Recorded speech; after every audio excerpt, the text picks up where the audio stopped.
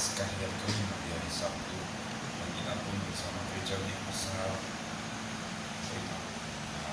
merayakan satu imam. Anak banyak dari kita berdoa bagi para imam, baik mereka yang berkarya di paroki maupun berkarya daerah misi.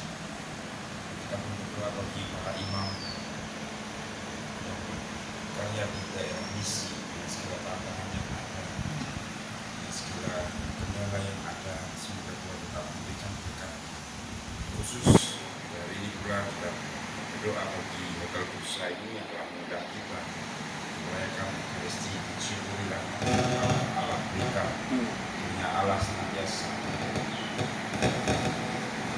boleh senantiasa memberikan berkatnya, perlindungan bagi siapapun yang bekerja di tempat ini, dan kita berdasarkan berkat. Terima kasih.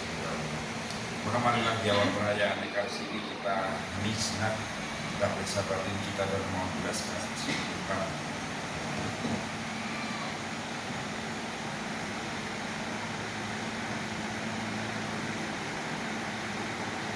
Saya mengaku kepada Allah yang Maha Kuasa dan kepada saudara sekalian bahwa saya telah berdosa dengan pikiran dan perkataan dan perbuatan dan kesalahan. Saya berdosa, saya sungguh berdosa. Oleh sebab itu saya memohon kepada Santa Maria, kepada para malaikat dan para kudus dan kepada saudara sekalian, supaya doakan saya kepada Allah kita.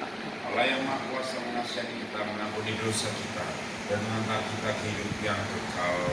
Amin.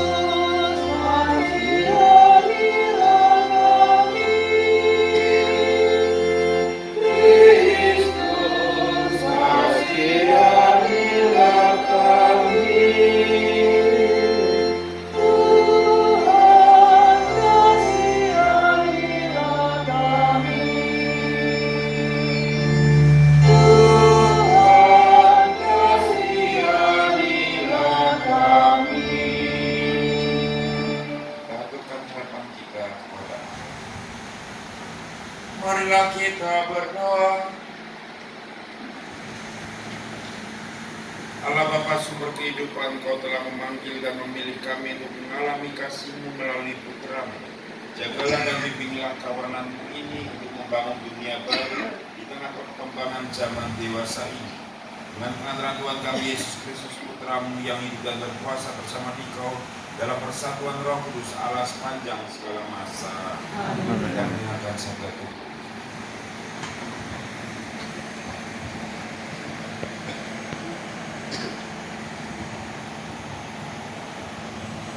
Pembacaan dari Kisah Para Rasul.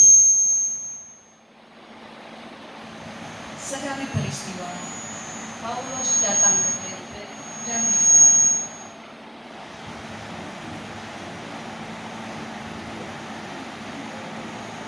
Di situ ada seorang murid bernama Timotius. Ibunya adalah seorang Yahudi dan telah menjadi percaya, sedangkan ayahnya seorang Yunani. Timotius ini dikenal baik oleh saudara-saudara di Listra dan di Ikonium. Paulus mau supaya Timotius itu menyertainya dalam perjalanan. Paulus menyuruh mendekatkan dia demi orang-orang Yahudi di daerah itu. Sebab setiap orang tahu bahwa bapaknya adalah orang Yahudi. Dalam perjalanan keliling dari kota ke kota, Paulus dan Silas menyampaikan keputusan-keputusan yang diambil para rasul dan para penatua di Yerusalem dengan pesan supaya jemaat-jemaat menurutinya. Demikianlah jemaat jemaat-jemaat diteguhkan jalan iman, dan makin lama makin bertambah besar jumlah. Paulus dan Silas melintasi tanah Frigia dan tanah Galatia karena Roh Kudus mencegah untuk memberitakan Injil di Asia. Dan setibanya di Misia, mereka mencoba masuk ke daerah Bitinia, tetapi Roh Yesus tidak mengizinkan mereka. Setelah melintasi Misia, mereka sampai di Troas. Pada malam hari, tampaklah oleh Paulus suatu penglihatan. Ada seorang Makedonia berdiri di situ dan berseru kepadanya, katanya, "Menyeberanglah kemari dan tolonglah kami." Setelah Paulus melihat penglihatan itu, segeralah kami mencari kesempatan untuk berangkat ke Makedonia. Karena dari penglihatan itu, kami menarik kesimpulan bahwa Allah telah memanggil kami untuk memberitakan Injil kepada orang-orang di sana. Demikianlah sabda Tuhan. kepada Allah.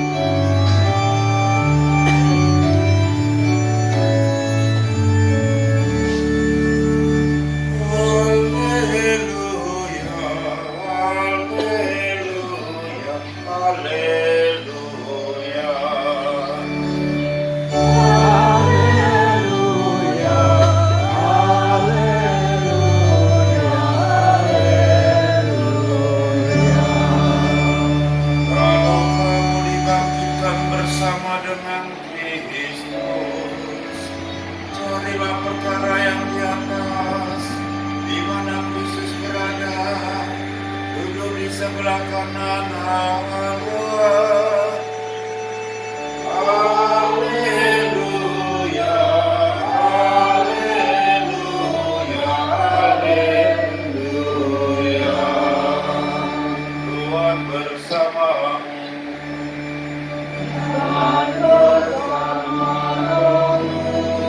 Inilah Injil suci menurut Yohanes.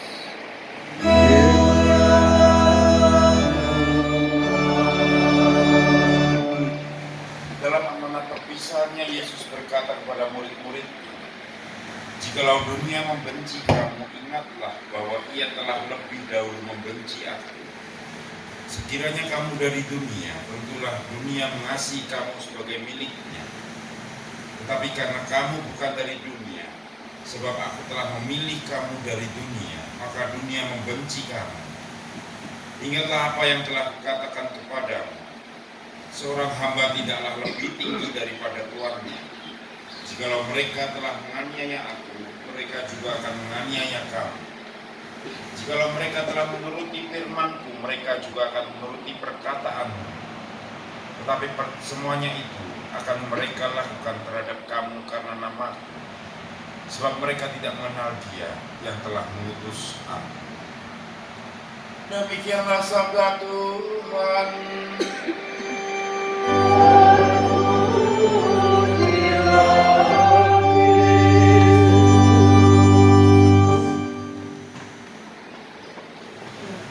Bapak Ibu saudara-saudariku yang terkasih, kita pasti sering mendengar bahwa hidup ini adalah perjuangan.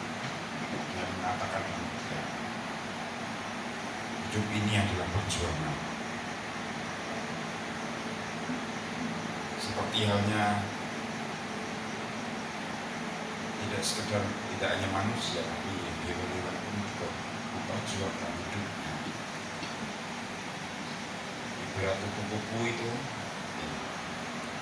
dari telur menetas menjadi ulat, harus bertransformasi lagi menjadi kepompong, dan dia harus berjuang keluar dari kepompong itu setelah berdiam diri selama sekian hari untuk menjadi kupu-kupu.